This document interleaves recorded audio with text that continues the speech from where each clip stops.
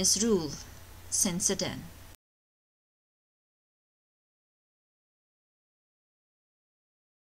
In 1954, to greater control East Turkestan, Chinese President Mao Zedong sent 175,000 soldiers in one set as a Xinjiang Production and Construction Corps, known in Chinese as Bingtuan.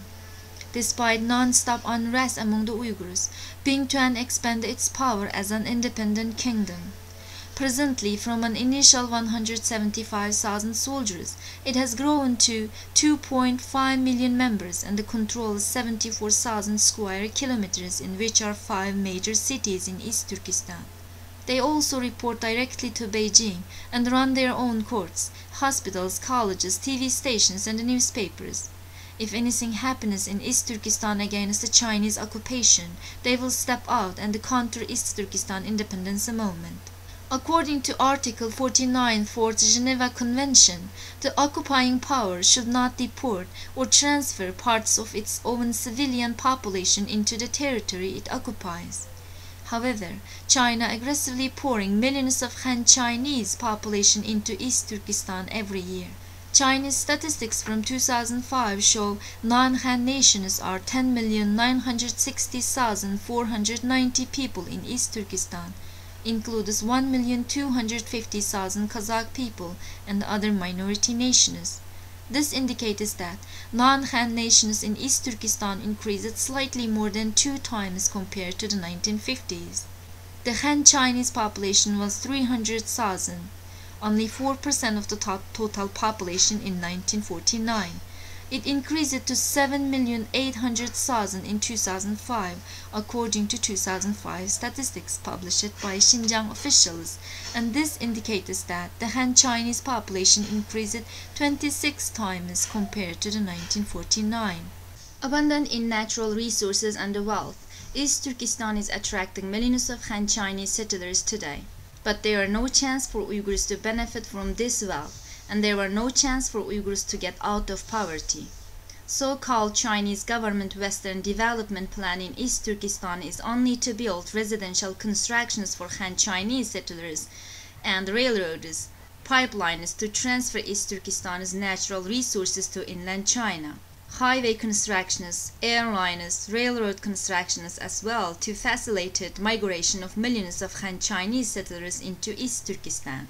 Oil and gas are abundant in East Turkestan. Reserves are estimated at 20.9 billion tons of oil and 10.8 trillion cubic meters of gas.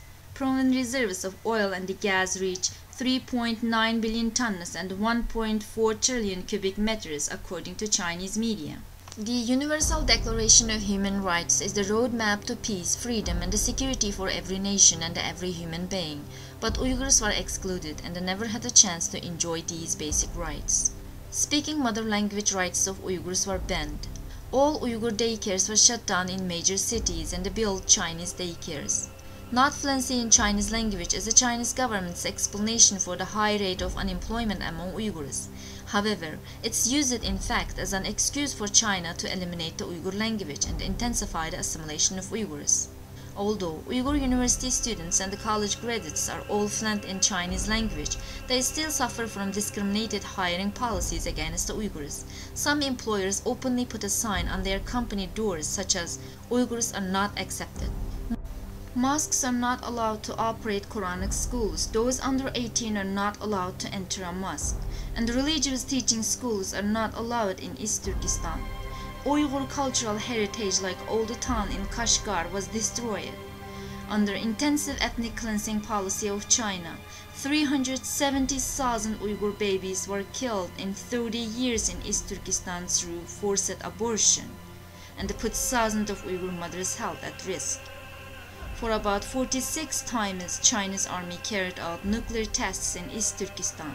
As a result, 1,480,000 people are exposed to radiation, and 190,000 of them were killed. Uyghurs are still suffering from the damage of radiation. But Chinese government was not satisfied and created another ethnic cleansing policy, the forced relocation. Since 2002, Chinese government launched forced relocation policy of young Uyghurs, mostly unmarried Uyghur women aged between 14 and 25 to inland China, to aggressively assimilate Uyghurs and to reduce Uyghur population in East Turkistan, and replace it with millions of Han Chinese every year.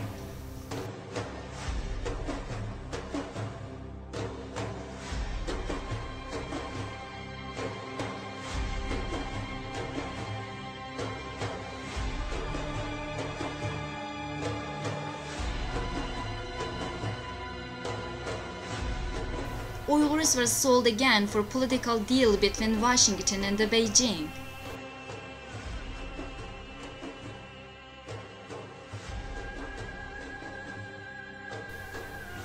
China got big green light to genocide Uyghurs with excuse of war against terrorism, and implemented state terror in East Turkestan. Secretly, publicly arrest Uyghurs and executed countless of Uyghurs with various excuses. Entire Uyghur nation are suffering under this fake claim. Any kind of Uyghur resistance activities were accused with terrorism and subjected to public execution, no matter how peaceful they were. The Chinese government blamed World Uyghur Congress, led by Uyghur human rights leader Rabia Kadir, for July 5th riots in East Turkestan. Rabia Kadir denied that she instigated Uyghurs in East Turkestan. China could not show up any credible proof yet. Uyghur human rights protesters all over the world, Turkey, Canada, Japan, USA, and the European countries protest against China's bloody crackdown, call international community to speak up for Uyghurs, demand UN independent investigation. Turkish Prime Minister Erdogan said the event taking place in China is a kind of genocide, but other parts of the world remain silent as they exchange human rights to dollar. State terror, genocide against the Uyghurs are continuing in East Turkestan. Uyghurs believe around 10,000 Uyghurs are missing. More than 4,000 Uyghurs were arrested and facing inhuman treatment. It is not clear exactly how many Uyghurs were executed, since Chinese government always hiding the truth.